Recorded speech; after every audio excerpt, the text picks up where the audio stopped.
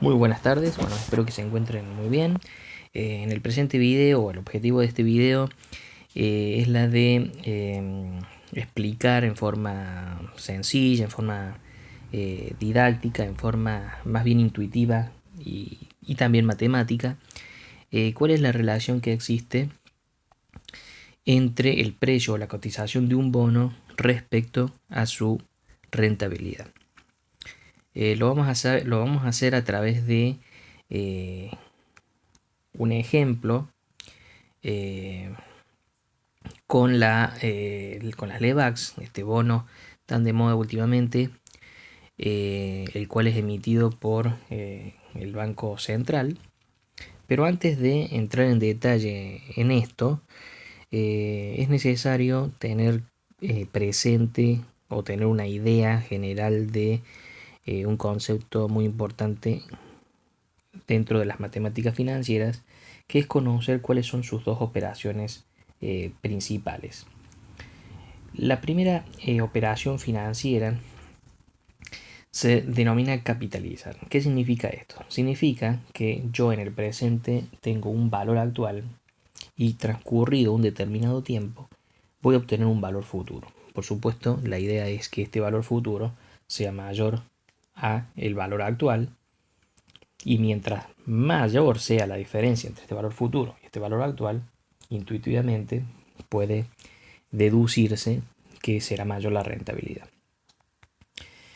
Matemáticamente, capitalizar significa multiplicar por una tasa de interés este valor actual y nos da como resultado el valor futuro.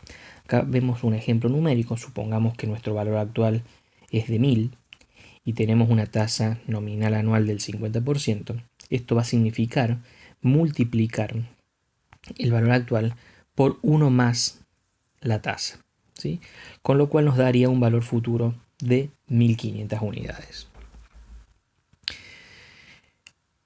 La otra operación, el caso típico del anterior, es un plazo fijo, ¿sí? En donde uno tiene un capital inicial, el banco nos brinda o nos da una determinada tasa de interés, entonces nosotros colocamos el capital, transcurrido el tiempo, obtenemos el capital más los intereses.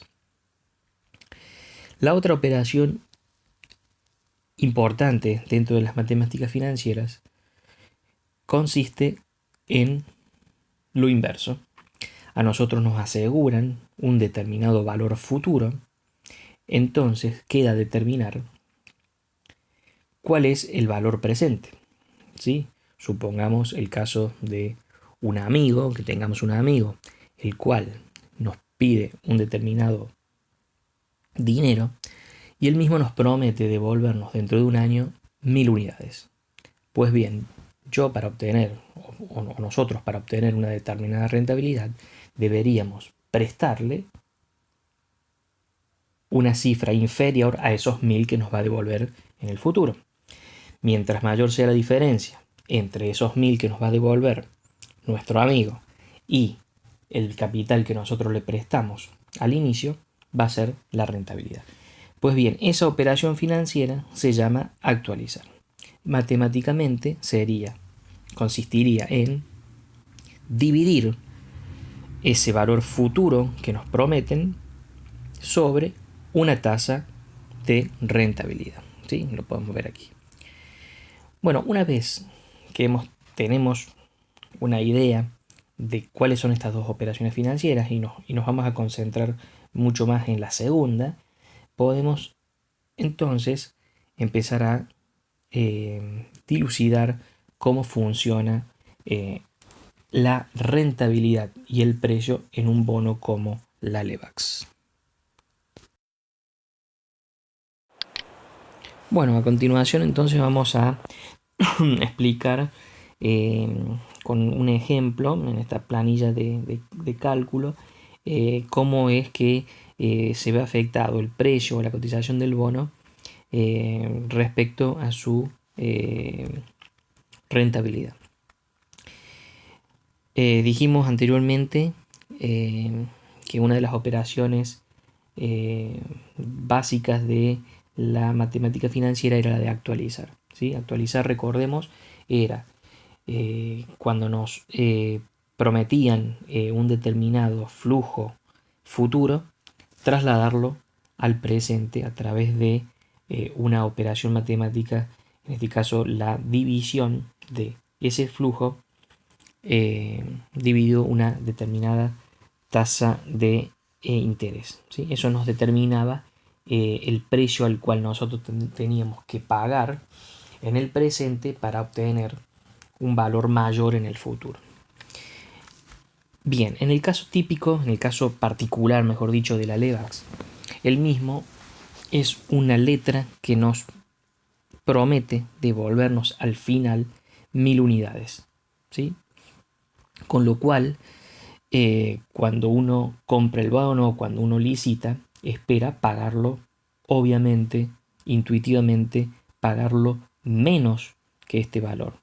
Cuanto menos, lo mayor posible, porque justamente la rentabilidad va a estar determinada entre la diferencia de lo que me van a dar al final, que siempre va a ser 1000, menos lo que uno paga por el bono. Mientras uno menos pague, mayor va a ser esa brecha, mayor va a ser la rentabilidad, ¿sí? Intuitivamente esto se puede ver cuando, suponiendo que vamos a colocar la misma tasa que licitó esta última en octubre, la tasa fue de un 57%, y en el tramo más corto de 35 días aquí podemos observar el precio de cómo va a ir variando este precio a lo largo del tiempo hasta que nos devuelvan el nominal al final del mes.